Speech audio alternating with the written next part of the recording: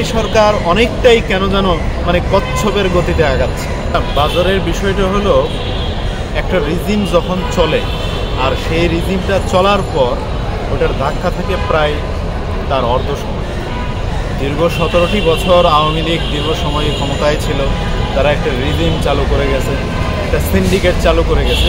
ওই সিন্ডিকেটের এখন যদি হুটহাট করে কোনো সরকার ক্ষমতায় আসে, অন্তর্বর্তীকালীন সরকার হোক আর যেই সরকারই হোক, সরকার আসলেই সহজেই সেটি নিয়ন্ত্রণ করা খুব মানে সহজ কাজ না, কঠিন কাজ। তারপরেও এই সরকারের কিছু আমি দেখতে পাচ্ছি দুর্বলতার জায়গা। এই সরকার অনেকটাই কেন যেন মানে কচ্ছপের গতিতে আগাচ্ছে, অথচ এই সরকারকে আগানোর কথা ছিল যেন দ্রুতযান একটি বস্তুর মতো, একটি দ্রুতযানের মতো আগানোর কথা ছিল। সেই জায়গা থেকে আমরা অনেক সময় ফলো করে দেখি গোয়েন্দা সংস্থা সহ বিভিন্ন পর্যায়ের যারা আছেন তারা সরকারকে সঠিক তথ্য দিতে পারে না। কেন এটি দিতে পারছে না? তারা কি ইচ্ছা করেই দিচ্ছে না সরকারকে, কি আসলে কি বিষয়টি, এটি আসলে স্বরাষ্ট্র উপদেষ্টার কাছে জানা দরকার।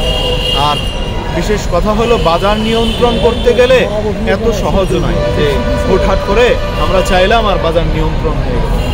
আমরা যেহেতু এই সরকারকে প্রতিষ্ঠিত করছি, ডক্টর মোহাম্মদ ইউনূস সাহেবের এই সরকারকে, আমরা চাই এই সরকার ব্যর্থ না হয়ে সফল হোক।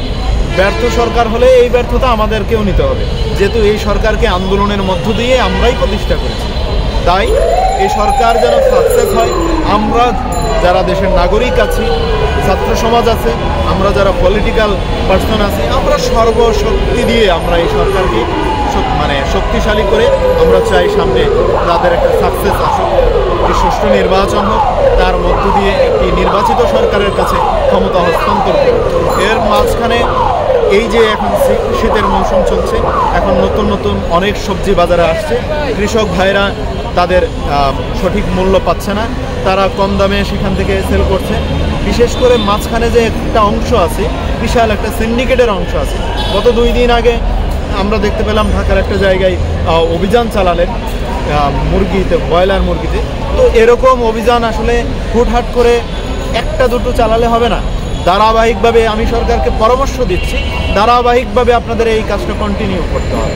তাহলে যারা সিন্ডিকেট করছে, যারা দামটা বৃদ্ধি করার চেষ্টা করছে, তাদের এই অবস্থান থেকে তারা পিছপা হতে বাধ্য হবে। কারণ তারা যখন আইনের আওতায় কেউ আসবে, আরেকজন এমনি ভয় পালাবে। আইনকে আরও যথাযথ প্রয়োগ করতে হবে। আমরা তো আপনাদেরকে সর্বশক্তি দিয়েছি, ক্ষমতা দিয়েছি, আপনারা সেটিকে প্রয়োগ করুন। যারা সিন্ডিকেট করছে, আমরা জানি যে বর্তমানে সিন্ডিকেটের মালিকানা পরিবর্তন হয়েছে, কিন্তু সিন্ডিকেট কিন্তু ভাঙেনি, সিন্ডিকেট আগের জায়গায় আছে। যারা আগে বিগত সময়ে সিন্ডিকেট করেছে তারা এখনও সিন্ডিকেট করছে। কিছু অসাধু যারা 5 আগস্টের আগে লেবেল লাগানো নেতাকর্মী ছিলেন বিরোধী রাজনৈতিক দলগুলোর, তারা এখন কিন্তু ওই সিন্ডিকেটের দায়িত্ব পালন করছে। তারা এখন সুবিধা ভোগ করছেন। যেমন বিএনপির তারেক রহমান সাহেবকে আমি ধন্যবাদ জানাই, উনি বলেছেন যারা বিগত সময়ে বিএনপির দুঃসময়ে পাশে ছিল না তাদেরকে দলে ফেরানোর কোনো সুযোগ নেই। যারা অনুপ্রবেশ করছে তাদেরকে নিষেধ করেছেন। এরকম যারা অনুপ্রবেশ করার সুযোগ দিচ্ছেন, আমরা তাদেরকে বলছি, আমি গণ অধিকার পরিষদ থেকে বলছি, আমার দলে অনুপ্রবেশকারী কোনো কাউকে আমরা ঢুকতে দিচ্ছি না। আপনারা সবাই সজাগ দৃষ্টি রাখুন। এ ধরনের বাটপার যারা আছে, যে সুবিধাজনক সময়ে দলে প্রবেশ করে আর দলের ক্লান্তি সময়ে তারা দলের বাইরে থেকে যে দল ক্ষমতায় থাকে তাদের সাথে লিয়াজও করে তারা একটা সিন্ডিকেট তৈরি করে, তাদেরকে আপনারা কোনোভাবেই দলে ঢুকতে দেবেন না। তারা যদি দলের বাইরে থাকে, দলের বদনাম হবে না, দেশের কল্যাণ হবে এবং সিন্ডিকেট ভেঙে যাবে।